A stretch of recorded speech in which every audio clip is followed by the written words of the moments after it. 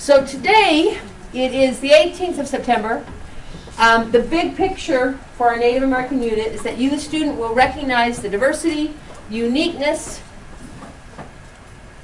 and richness of Native culture. But the hyper-focus today, where we're going to look today, is we're going to differentiate between the stereotype and the reality within Native culture. As part of that, you did have a homework assignment. That will be graded later today because we're using it in class today as part of the discussion. So I'll need your input on that. And we're going to begin class with a moral of the story. Remember, for this unit, I promised you every day we'd do a story, a Native story. So this story is called How Bird Learned to Sing. Now, I need you to go into your workbooks, if you will, please. They like to go into your workbooks. And eat worms. So in your workbooks, like to do? If I can get you, please, to open up to... How about... kind of messy, that wrong workbook yet. Do we use all the journaling paper on page 3? Okay, open up to page 3 then. They like to sing. And the story is entitled How Bird Learns to Sing. And as we do this story, the last one is How Owl Got Round Eyes. This one is How Birds Learn to Sing. When we're done with the story, you're going to tell us the moral of the story. And we will discuss that briefly. Colton, can you grab both lights for me, please? Man, why don't you close that door as well so we don't have the outside noise coming in? Is this blind work or do you want me to pull that down? Pull it toward you. Great Turtle Island. Yep, it works. And back at this time, Sakriodizo came down onto the Turtle Island, and he was looking around at all of the beautiful things that were here. But as Sakriodizo, the creator, was looking around at these beautiful things, elder brother, the sun, was starting to poke his head up over the eastern horizon. And as elder brother, the sun, was poking his head up, Sakriodizo heard a man come out of his long house. And he faced off to the east, and he lifted up his voice in a beautiful, beautiful song. It was the morning song.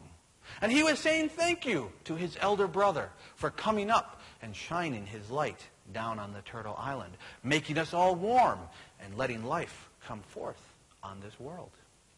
Oh, that made the Creator very happy to hear the man sing that song.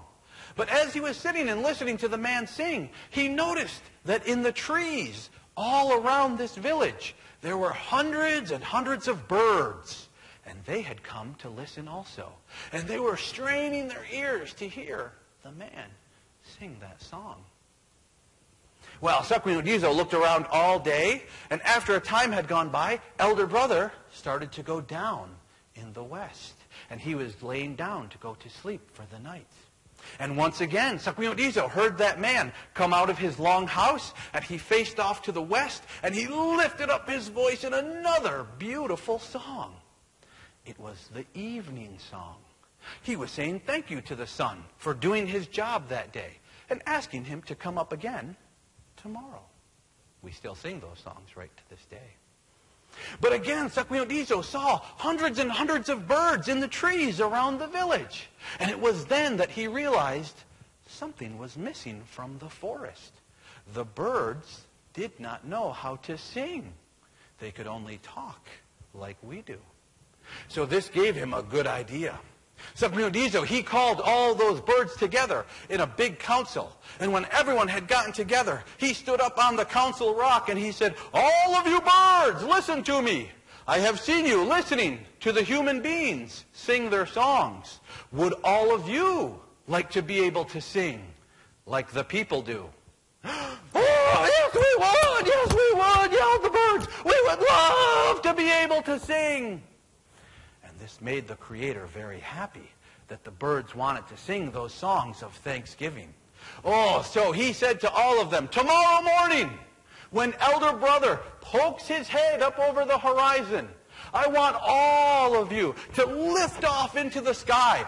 Jump up as high as you can. Flap your wings as high as you can go. And when you can go no higher, turn and glide back down to the Turtle Island. On your way down, you will hear a song in your ears. Listen to it. Remember it, because that will be your song. You will sing it until all the end of all the days. Oh, the birds, they were overjoyed to hear this. They were each going to get their own song. But then Sakuyonijo said something else to make sure they would go up as high as they could go. He said, whichever one of you goes the highest into the sky, you will get the best song. Oh, the birds were very, very excited to hear this. And then he left them to make their preparations. Oh, the birds were all talking about how great their songs were going to be and how high up they were going to go.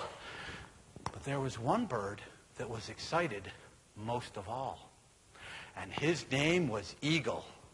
An eagle is a tall bird that has very, very big wings. His wings go apart at least 6 feet, like my arms do. And that eagle was sure that he was going to go up the highest.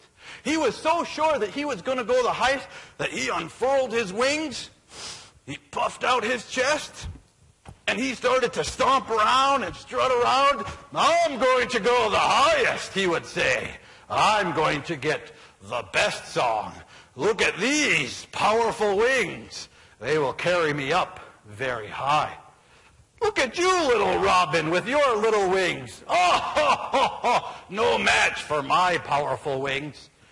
And you, little sparrow, those wings won't take you anywhere. My wings are much better than yours. And he was making everyone feel very bad inside. Well, there was one bird that felt bad most of all. A little small bird, only like this tall. Wings only go this far apart. And his name is Thrush. And that little thrush with his little tiny wings, he looked up at the eagle and his big, powerful wings, and he thought, there is no way I can go up that high. And he felt very bad. But the next time that eagle came walking around, bragging and boasting about how high he was going to go, the thrush saw that there was a little pocket of feathers right under the eagle's wing. And that thrush thought to himself, you know, eagle is so busy bragging and boasting that if I jumped right up under there, he wouldn't even notice me. And I'm so small, I bet he would carry me right up into the sky. Sure enough, the next time that eagle came walking around, waving his wings, talking about how high he was going to go, Thrush jumped right up under there. He tucked himself in, and he got himself nice and comfortable. Eagle was so busy going on about how big he was, he never even noticed. That thrush, he got himself so comfortable in there, he put his head down, and he fell asleep. Well, after some time had gone by, the birds noticed that the sky in the east, it was starting to get bright. Elder brother was getting ready to come up for the day, and everyone was very excited. Oh, they started stretching themselves out and getting themselves ready and flexing their wings, and all of a sudden they heard the man come out of his long house. He lifted up his voice in that beautiful morning song, and they got more excited. And just then, boop, the sun poked his head up over the hills, and the birds jumped up into the air as high as they could go. They started to flap their wings as hard and as fast as they could, and up and up and up all the birds went. Hundreds of birds, so many birds, it looked like it was nighttime again. Whew, covered the whole sky. Now, there are some birds that can't fly up into the sky very high. Some birds, like the chicken, can't go up very high. So that little chicken went up a little ways and came right back down. And that chicken got that kind of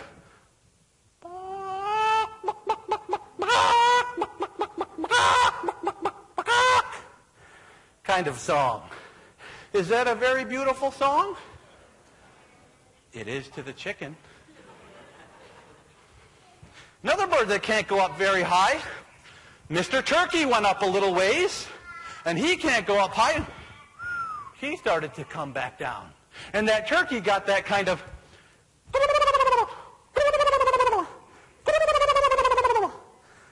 song. Is that a very beautiful song? It is to the turkey. Yeah. Yeah, and all the other birds started to come down. Soon the sparrow came down, and the finch, and the hummingbird, and the duck, and the goose, and all the birds of the forest came down. Until soon, there were only two birds left up in the air. It was the hawk and that great eagle. Oh, they were straining their wings as hard as they could, but soon, Hawk could go no higher. And so he turned and started to glide back down to the Turtle Island. And as he was coming down, he heard a very powerful song in his ears. It's the song that he sings right to this day. But now it's just the eagle up in the air, and he's flapping his wings, and he starts to brag and boast to himself. I knew it, he said. I knew I could go the highest. I'm going to get the best song. And he flapped his wings even more. But soon, even the eagle could go no higher. So he turned and started to glide back down to the Turtle Island. On his way down, he heard the wind and the clouds rushing by his ears. Ooh, it mixed together to make a very powerful song. And that eagle sings that song right to this day. But there was somebody else that heard that song too. It was that little thrush up under the eagle's wing. Oh, he heard that song and it woke him up, and he looked out from under the eagle's wing and he said, oh, I almost missed this contest. I have to fly up into the air. So he jumped out from under the eagle's wings, and he flapped his wings even more.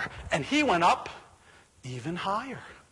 The eagle saw him, and he said, oh, thrush, what are you doing? How did you get up here into the air? And that thrush turned and said, hey, Mr. Eagle, thanks for the ride. Now I'm going to go higher, and I'm going to get the best song. And he turned and flew up even higher. Oh, that eagle, he was very angry, but he was too tired to chase after the thrush. So he went back down to the Turtle Island, and he told all the other birds what Thrush had done.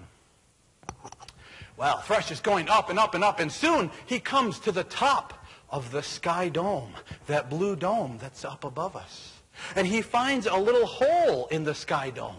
He decided to fly through that hole. And when he did, he came in to the sky world, or the spirit world. It's kind of the Haudenosaunee people's idea of heaven. Well, when he flew into that world, he listened and he heard the sky people singing their songs. He heard the wind going through the trees. He heard the grasses rustling back and forth, the water going through the brooks. It all mingled together to make beautiful music. That will be my song, said the thrush. He listened to it. He remembered it. And then he flew back down through that hole, and he went all the way back down to the Turtle Island. When he got back down, he stood up on top of the Council Rock, and he said, all of you birds, listen to me. I went up the highest. I got the best song. Let me sing it for you. But all of those birds, they were looking at the thrush very crossly. And they said, now, thrush, eagle came down and told us what you did. How you cheated to go up and get the best song. So we don't want to hear you sing at all. Ooh, that thrush, he started to feel bad inside. He knew he had done something wrong. He tried to defend himself. And he said, eagle, he was bragging and boasting. He was making us all feel very bad. I wanted to show him that someone could go up even higher. Well, the birds, they got to thinking about this, and they had a little council. And then they came back to that thrush, and they said, now, thrush, what you say is true.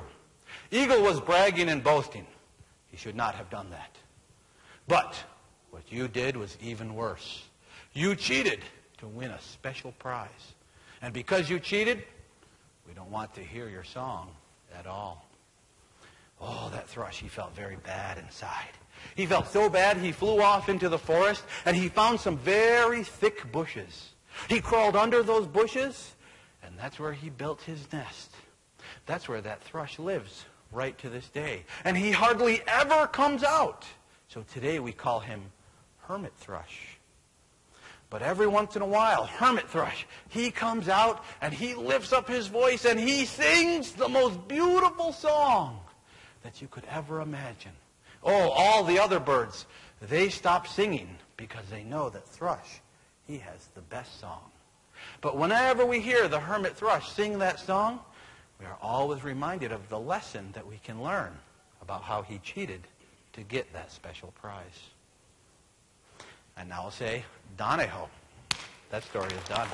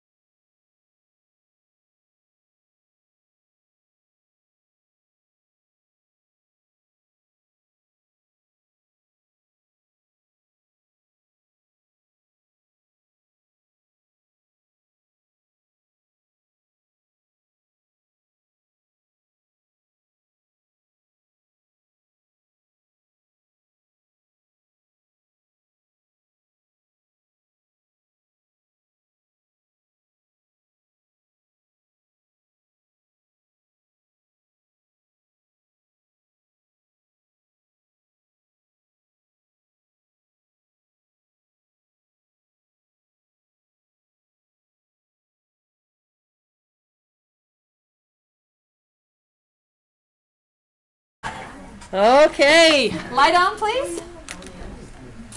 And I'm going to give you 1 minute to write down what you think the moral or morals of the story are, and then we're going to talk about that for a few minutes. Good.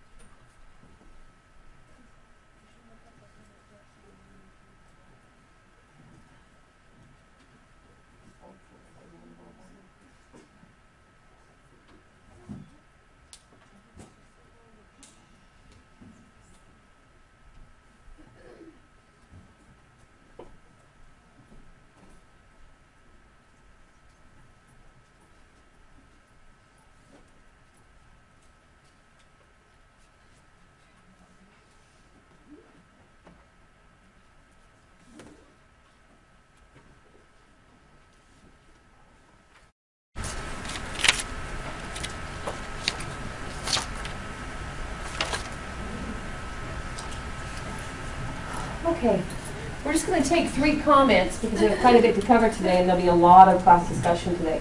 But let's have 3 of you tell us what you think, because, you know, when you listen to a story, the wonderful thing about parables is that we all hear a different message when you're done. You know, the analogy or the I like analogies, I like metaphors because they become personal as opposed, like I hear something different than you, what's meaningful to me. But let's hear what you think the moral of the story was. So come on over here, or Dylan.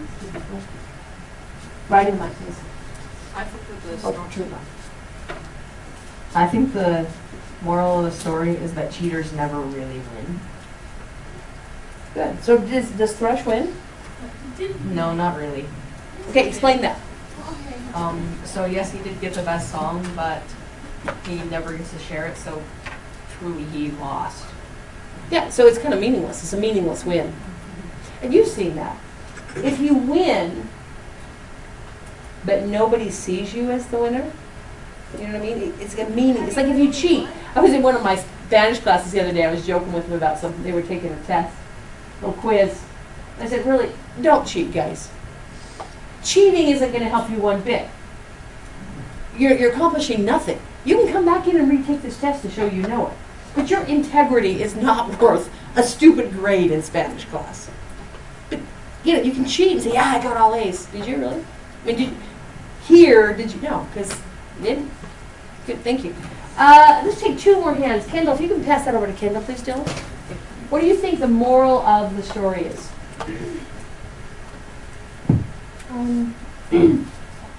Cheating is not worth it. You may get an awesome prize, but you won't be able to share it with everyone because they know you cheated. Yeah. So the prize itself might be meaningless. That, I think, is the important thing. Because in the end, why did Thrush go into the bushes? Did everybody else say you have to go hide your Kind voice? of shunned him. Yeah, but did No. He shunned himself. he shunned himself? Because the internal thing is, I didn't read this. This is mine. Okay, one more comment. Anybody else want to add anything to that? Let's see, who have we now? Gavin, we haven't heard from you today, so I'll pass that to Gavin. Bragging and boasting will never get you anywhere because the eagle may have one and the other birds, like, they may say that eagle won fair and square, but really the thrush did win even if he cheated, and eagle only got the second best prize. It's interesting. So you're saying is that your story was not the thrush, it was eagle. You know, that you're saying, what I got out of that is the bragging, everybody turned away from him even though he went the highest on his own accord. But then he turned away from his event. Yeah.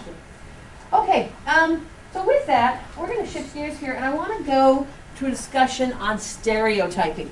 So if I can get you to turn in your workbooks, well, actually, it's right down at the bottom of the page. I want to talk about media views of Native Americans. And I think I mentioned this the other day, how in Native culture, so much of the culture has been defined by Hollywood, and how really dangerous that is. I want to start with a definition of stereotyping. And can I ask, Colton, would you turn off that front light, please? So let's talk about what stereotyping is. I need a reader, please. Is there a reader out there that will read this for us? Okay, Savannah, can I get you to read for us that definition of stereotyping? Fixed impressions, exaggerated or preconceived ideas about particular social groups, usually based solely on physical appearance. Okay, I already talked about Native Americans today, but I think all of us have dealt with stereotyping. In this class, we have kind of a unique dynamic because all of you have been pegged into a group, right? You're the ACAD class. Have you ever felt stereotyped in a negative way because of that? Yeah. Yes. Okay, some say yes, some say no. So who say yes? Who says yes? Okay, why, Anna, do you feel like sometimes your stereotype is an ACAD or a kitchen talent student? Well, there's a kid on my bus who gave me a hard time once. He's like, "Why are you an ACAD? All you get is more homework." It's like, I was an ACAD once and I hated it. Like, well, I just like it because it pushes me farther, and just he giving me kind of a hard time about that felt like a stereotype to me. Okay. So kind of making fun of you. Yeah. All you want is more homework. Okay? Pass that back one way. I've been in ALL classes since 3rd grade, and it was at normal school, and the other kids in the other classes kind of like wouldn't let you play basketball or football with them, and like no ALL kids allowed. Or Yeah, it's kind of like you think you're better than us. And so because they say you think you're better than us, we're going to be better than you. I never said I was better than you. Yeah. I never thought any of those things. So please don't tell me that's how I think about you, and then do that to me. Yeah, they were just kids who just in school. They're boring. No. You're boring. Yeah. Yeah, you're boring. Because you care about school, therefore you're boring. We don't do sports or anything. Yeah, you're single-minded. Okay, let's take one more comment on that because it leads really well into this discussion on stereotyping. Thor.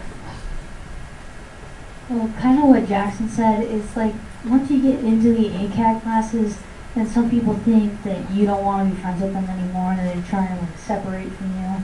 Yeah, and then they blame it on you. Yeah. That's the ironic thing I've heard with some of, because I teach right there and I teach gifted and talented, and I'll hear some of my regular kids say, oh, they think they're better. And, you know, I know those kids. They don't. You know, so that's kind of interesting you put it that way. Thank you, Phil. So I think we have an understanding of stereotyping from our own personal experience. It's all around, particularly in a junior high classroom because, or in a junior high mindset. You're becoming cognizant of who you are, and so as you become cognizant of who you are, independent from mom and dad, you know, at your age, you start defining yourself, and one of the side effects of that is we also start defining other people.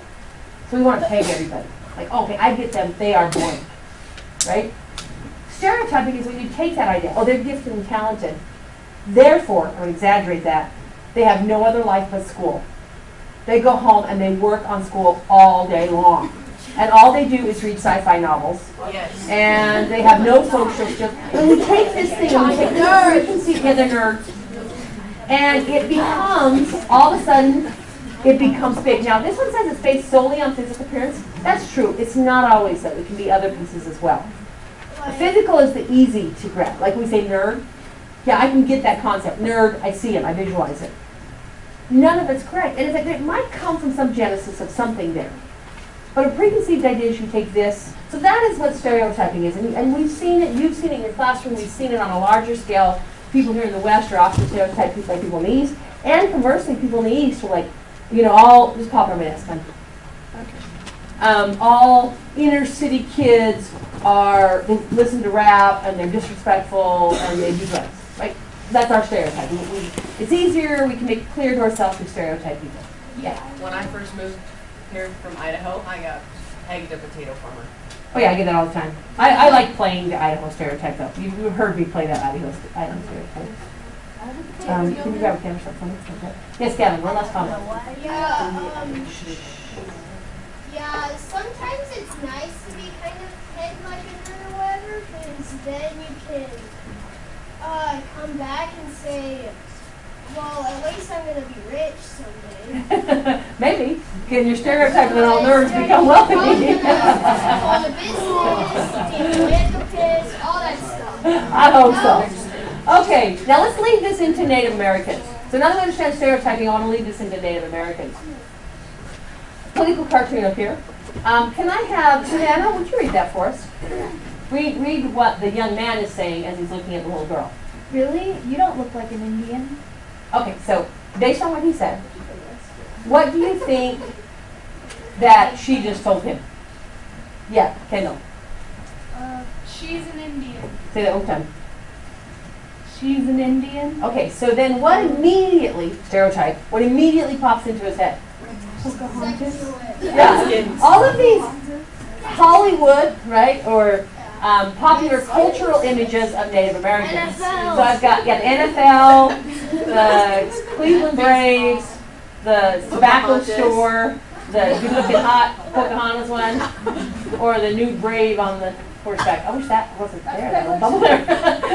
So there's a whole bunch of stereotypes. That, again, I get this one. I've lived a lot in Europe. So when I'm traveling through Europe and you talk to people, you get to know people. Oh, so where are you from? I'm from this part of the country. Oh, you're in America West, yeah. So where's your family from? Well, my family's kind of a mishmash. I've got some that are old American. They came across on Susan Constant to Jamestown. Others came from England, France. My great-grandma was a Native American. What? Did you say you're Indian? Well, I think my great-grandma. She's like, have a teepee installed? First of all, they look at me and they're saying, you're Native American, please. We all got L'Oreal. I mean, so they're pegging me because all they know is TV and John Wayne and movies, and I should be on horseback all the time, right? Yeah. We've kind of stuck Native Americans in the 18th century. We've moved forward. But we look at Native culture and say, oh yeah, TV movie, they're all stuck in the 1700s or 1800s, 1600s, right? They're still fighting on bows and arrows, and we have to be really careful with that stereotyping. Dylan. If you can like guarantee somehow that you're Native American, don't you get free schooling? No. Oh. No. And we're actually going to talk a lot about Native American law and what are some of the differences are. Okay, so I appreciate you saying the question loud so we can hear it. And no, you don't. But there are different things that govern by tribal law rights that natives receive, but it's based on tribe. So someone who's Bannock Shoshone may get different benefits than someone who is Cherokee, depending on the treaties that their ancestors made. And we'll go into that a little bit more as we get into this discussion. Like I know some tribes get free fishing and free fishing licenses. Some do, and it depends again on the tribe, on the treaty that in which the federal government acknowledged the rights of that tribe. Now, with Native Americans, there are some really unique things that show up. Is we talk about pop culture, how that culture is defined by TV. But in Native culture, we can see those negative stereotypes from really the beginning of America's involvement with Native peoples. And for that, I want to look at a quote of Thomas Jefferson's. So one of our most sacred documents in the United States is the Declaration of Independence. We hold these truths self-evident, that all men are created equal, endowed by their Creator with certain unalienable rights. Among these rights are the rights to what? Life, liberty, and the pursuit of happiness. And it's a sacred document. That's one of our articles of faith as a nation. We can quote it, we've got it memorized, we know it. This right here is from the Declaration of Independence. Okay? I want to read this quote, talking about stereotyping, and as we read this quote, I want you to ask yourself, and we're actually going to address this question in your workbook in just a minute. But since you don't have your workbook, will you make sure that you get this from here? So stay focused with this. I see you thinking, writing letters, whatever. Focus here, okay? So the question I want you to address is, why do you think, it's in your workbook, why do you think Thomas Jefferson used the term merciless and savage to refer to Native Americans? What does this show us about Native American and colonial relations? Think about that while we read this primary document. I need a reader, please. Okay, Cannon, will you please read that quote for us? Start right there. Oh, wait, pause. When he says he, he's talking about someone. The recipient of the Declaration of Independence is actually King George III. This was written to King George III and Parliament, telling them why they felt. So Thomas Jefferson here is saying, this is why we Americans believe we have the right to leave, pull away from, rebel against Great Britain and make our own independent nation. So this is their kind of letter of declaration. We declare we are independent because you have done this. And when he says he, he's saying you, George III, you have done this. Okay, keep going. He has excited domestic insurrections amongst us. Big pause. What is domestic insurrection? What is domestic insurrection? First of all, what is domestic? At home. And what is insurrection? No? Fighting. No, insurrection is conflict or war. So he, George III, has excited or started war at home amongst us. Okay, keep going. And has Endeavored, sorry, it's kind of less. Okay. And has endeavored to bring on the inhabitants of our frontier. Pause. So he, King George III, has started a war amongst us. And on those inhabitants, when he says inhabitants, he means the colonists, who live right here on the frontier, so really on the edge of that fall line we talked about earlier. Yeah. On those inhabitants, he has tried to do what? He's tried to bring on them what? Keep going, Kevin, keep reading. Oh. The merciless Indian savages. Wait, pause. So he started a war amongst us, and those who live right here, he's tried to bring upon us, he's tried to put on top of us these merciless Indian savages. Okay, keep going. Whose known rule of warfare. See, like, yes, wait. Everybody knows that the way they fight war is an undistinguished destruction of all ages, sex, and conditions. Sex and, say that carefully. What? Okay. So, why are we declaring revolution? Because the king has brought warfare to us, and he has sent down upon us the merciless. Okay, merciless. What is mercy? Mercy rule. And what is mercy? Yeah. Being nice. Being nice. Like, I give you mercy. I will forgive you. I know you deserve an F. You didn't turn in your assignment, but I will show you mercy. Right? These guys are merciless. They are without mercy. Everybody knows that, he says. All Indians, he says, are without mercy, and they are savage. Yeah? And we know that this is Thomas Jefferson in the Declaration of Independence, that their main way of warfare is to destroy all ages, so all babies, old ladies, old men, to destroy all ages, all genders, of any condition. Oh, you're handicapped. You know, there is no mercy, he says. Yes, Kendall, where's that mic?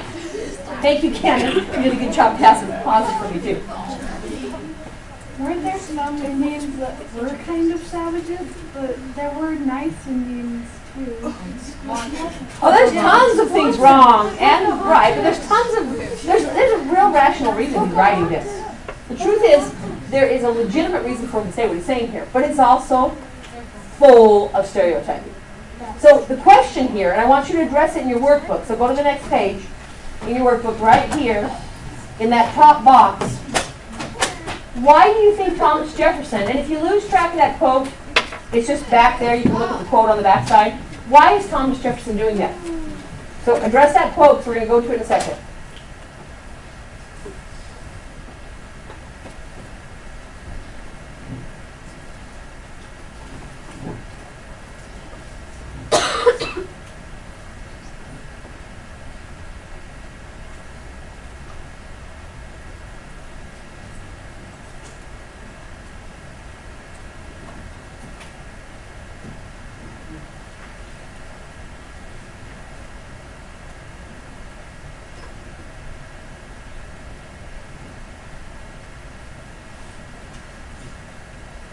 1 more minute. Why is he saying it? Be able to explain and justify that in the discussion.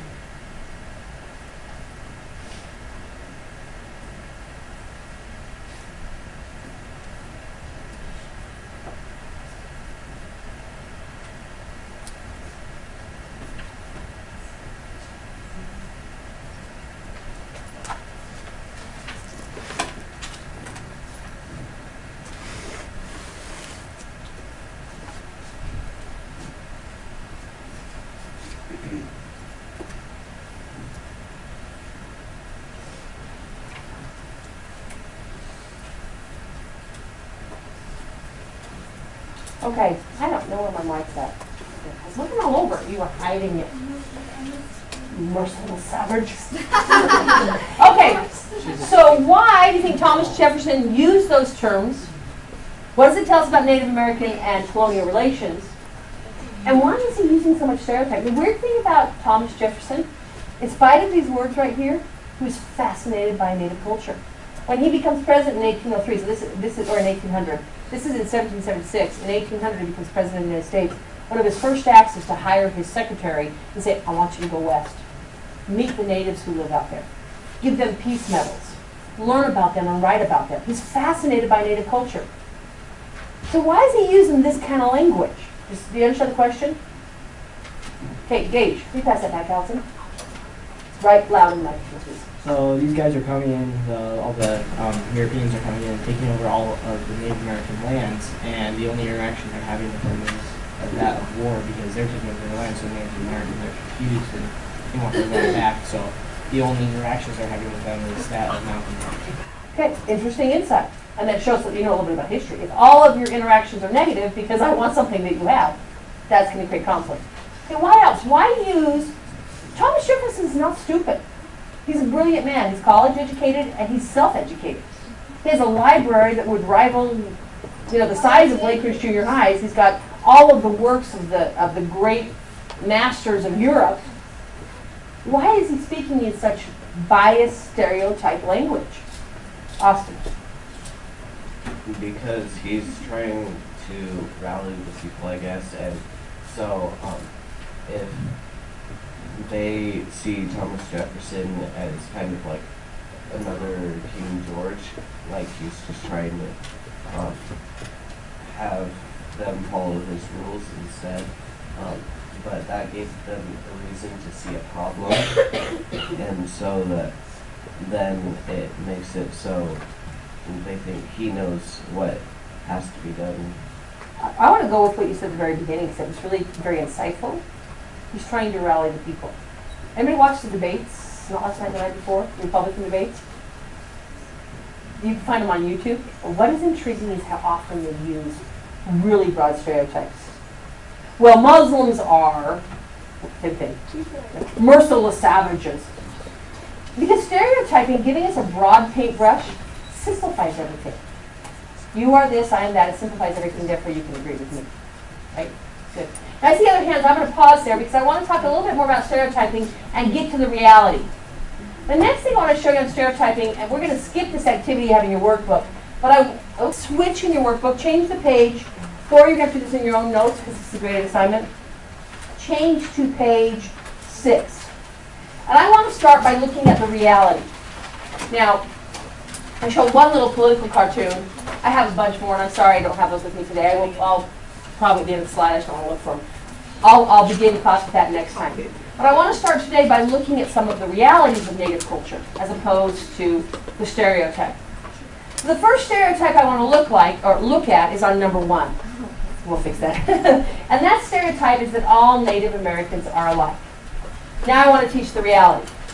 So as I teach the reality, what I would like you to do here, I think I've given you 5 spaces. Yeah. I want you to write down 5 things you learned. Now, the walkaway we take on this unit is open book. The more comprehensive your notes, the better your final walkaway is going to be. You keep it skimpy, that's, you see what I'm saying? So here we go. First thing I want to talk about is the reality that all Native Americans are not alike. So I'm going to start by showing you a map of tribal nations of the United States. You see all the names on them? Turn off both lights just for 1 second. I'll put it back on in a minute. Thank you. So you can see them all. This map is looking at tribes of Indian nations in 2014, 2015. So these nations may have shifted over the last 400 years. For example, the Cherokee here are now largely in Oklahoma. But all of these different groups, the Blackfeet, the Cree, the Cheyenne, the Shoshone, the Paiute, the Ute, the Navajo, Apache, those are all different tribal nations. All of the smaller groups, different tribal nations.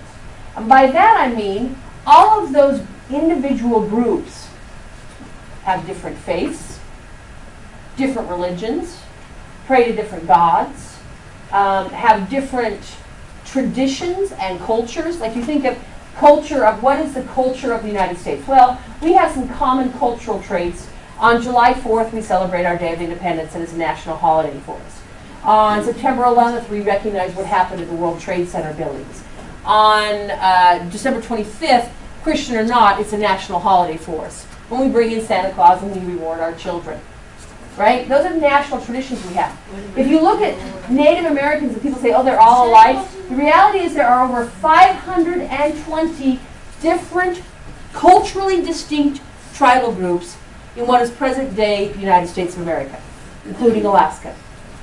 520 culturally distinct tribal groups. Yes? Do we call the ancient Hawaiians Native Americans? No, we don't. They are considered, well, they are native, but they're not native to this continent because Hawaiians are considered Pacific Islanders, not Native Americans. That's a great question. And sadly, partially because we're here and in Utah, we spend little time on understanding Pacific Island culture. We should spend more time because after Hawaii and like Tonga, Samoa, more Pacific Islanders live in the state of Utah than any other state. So after Hawaii, more Pacific Islanders live here than any other state because of the early Mormon missionaries who went into the Hawaiian Islands and brought Pacific Islanders back here. I mean, look at a BYU football team roster or University of Utah football team roster. You see a bunch of Pacific Islanders there. Oh my gosh, they're amazing in football. Yeah, because of the LDS influence in the islands. But that's not even including the Pacific Islanders. There are 520 culturally distinct tribal groups. They're not all alike. They're entirely different. Now, I'm going to give you an example of 5 broad, not tribes, but cultural groups. The first of those are the California Indians. California natives, and I don't actually like the term Indian. In fact, I'll throw this out real quickly here because this is something we need to understand as we're dialoguing here. The word Indian, can you grab that light for a minute? It's terrible, comes with a whole bunch of baggage. You'll hear me typically how am I referring to this group of people? Native Americans. They are native to this continent. Traditionally, the name that Europeans and American historians have given them is what? Indians. You know why they got that name, right? Yeah. Yes, Royce. Now, where's the mic? Where's the mic at? You know me. I'd lose my head if it wasn't screwed on my neck. Okay, Royce, tell us why they got that name.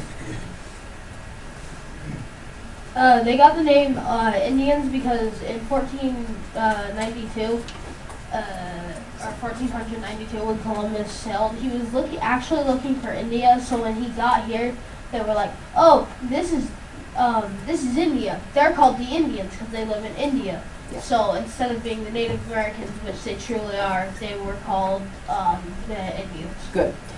Okay, so that's the traditional belief where the word Indian comes from. And that's why a lot of Native people today say, you know, we're not Indians. Don't call us Indians. That's like, we're not Pakistani, we're not Indians, right? And that's something we started doing since the 1960s, owning, wait, that name is wrong. However, there's another story here that really should be looked at, and that is what Columbus himself said. When Columbus writes in his diary, which he kept really detailed records because he was being paid for, his trip was paid for by Ferdinand and Isabel, Spain, and he had to justify what he was doing. So when he's writing a diary to them the whole time, saying this is what I'm doing so that they'll pay for more trips. Anyway, in his diaries he says, I have discovered un pueblo, a group of people, que ellos son indios. Those people are indios. But he didn't write Indios. He wrote Indios, which is intriguing. Indios becomes Indios, which becomes Indios, which becomes Indians, right? Well, it may well have been that he wasn't at all talking about discovering Indians from Asia. And the reason for that is Indians from Asia were not called that in 1492. They were by some people. Those were the Indies. They called those the Indies. But the people there, the country of India that we know today, didn't exist then. It may have been, anybody speaks a little bit Spanish here? Okay, so what does Dios mean? No, Dios. Not this one here, Dios. It means God, like adios, I go with God. And is in or on. So if he was saying, I have discovered a people in Dios, I have discovered a people who are in God or with God or like God, the term is actually not an insult at all. Do you see what I'm saying? So there's a lot of conflict just in political correctness in how do I refer to those people who are native to this continent before Europeans showed up. Some people call them Indians. Other people call them Native Americans. Just as a basic rule, most Native Americans would say, well, just call me what I am. I'm Cree. I'm Choctaw. I'm Shoshone.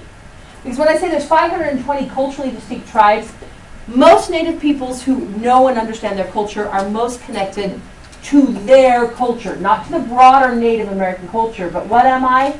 I'm Shoshone. I'm Cherokee. I'm Dene. Do you see what I'm saying? So when I'm leading this discussion in class, be aware that there's a little bit of hesitancy in how I approach the names and titles, because there is within that culture as well. But understand there are over 520 culturally distinct tribes. What I want to talk about is these 5 different groups. So if you got 520 culturally distinct tribes, you can't study them all. It's not impossible. So anthropologists have chunked them together. All of these people share something in common. So like all of these Western Europeans, they might speak French and German and Italian, but they share a lot of stuff in common. All of these Eastern Europeans, they might speak Russian and Ukrainian and Romanian, but they have a lot of stuff in common. All of these East Asians, see what I'm doing? Historians and anthropologists have chunked all of these different tribal groups into common cultural traits. One of those is the California natives. Now remember, you're trying to get a whole bunch of notes here. So let me tell you a little bit about the California natives. The California natives, and the more you get here, the more it's going to help you, live along, you probably in Utah history referred to them as West. Did you do that? Like talk about Western native groups in Utah history?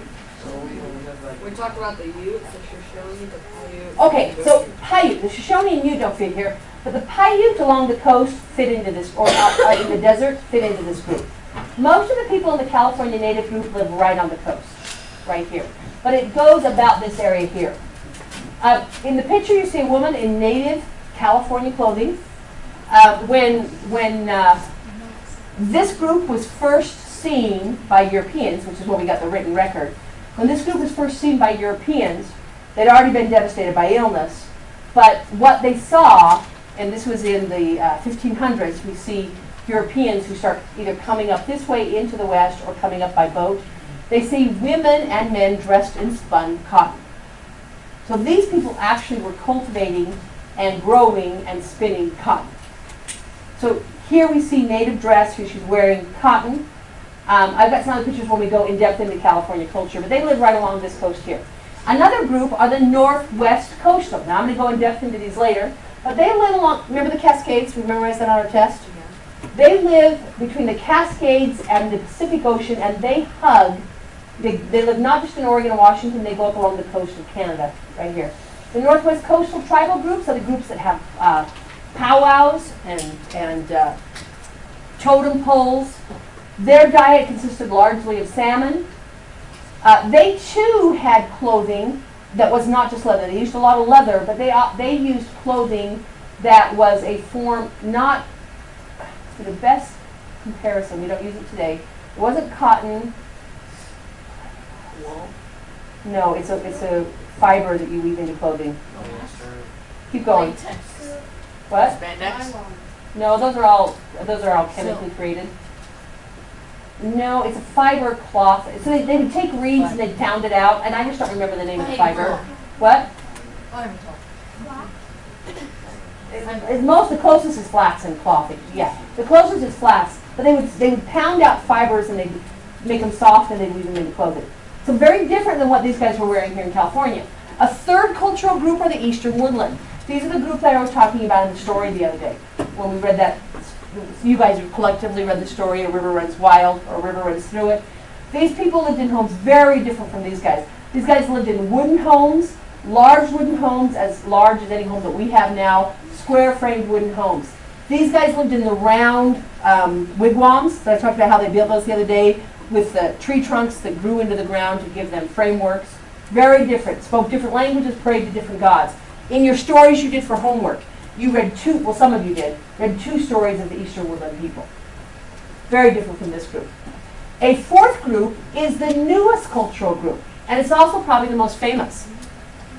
There is very little evidence that pre-1491 natives along the plain, well, we know they didn't have horses. There were no horses here. So they weren't using horses to pull teepees. We know that they were semi-nomadic, which means they had summer and winter homes. But this group that we know really is the post-apocalyptic survival group. When Europeans come to the East Coast, these people have to flee inland. People come to the West Coast, these people have to flee inland. So what's left are these people who are hiding out in the plains and have to develop an entirely new culture to survive. And in an ironic twist of history, they're the face of Native Americans today. But if you were to go back to 1491, this culture really didn't exist prior to that. Question, how can you hide in the plains when it's all flat? Well, you can run in the plains. But more than hiding in the plains, what they were doing is these guys weren't coming to the plains. They were hiding from them because they were here. They weren't just, you're right. Well, why don't they go to the Rockies? You want to hide in the mountains. No, they're hiding because there's a mountain chain here and a mountain chain here that are keeping English from going west and the Spanish from going east. So the center place is kind of a safe environment, free ground. Yeah. But these guys are going to develop entirely new religious traditions. In the 1890s, during the Indian Wars of 1870, 80, and 90, I don't know if you guys know anything about Sundance. We'll learn about that later in the year. The Sundance doesn't exist in 1491. They develop a whole series of gods, religious networks, scriptures to support their survival culture. Very different from these other cultures. Question? So the Indians didn't have horses before the settlers. How did they have buffalo? Different ways. We'll talk about that when we get there. That's a great question. Okay, another cultural group are the Inuit. These guys could not be any more different than the California than Russians are from the Australians. I mean, they are entirely different. The Inuit live in the harshest environment in the world. They survive by becoming nomadic. They have trade networks that span multiple continents. The Inuits were they were going all the way from Newfoundland, way up here in Canada, crossing the Bering Strait and trading with Russia. So the Inuits had very extensive trading networks, entirely different from this group.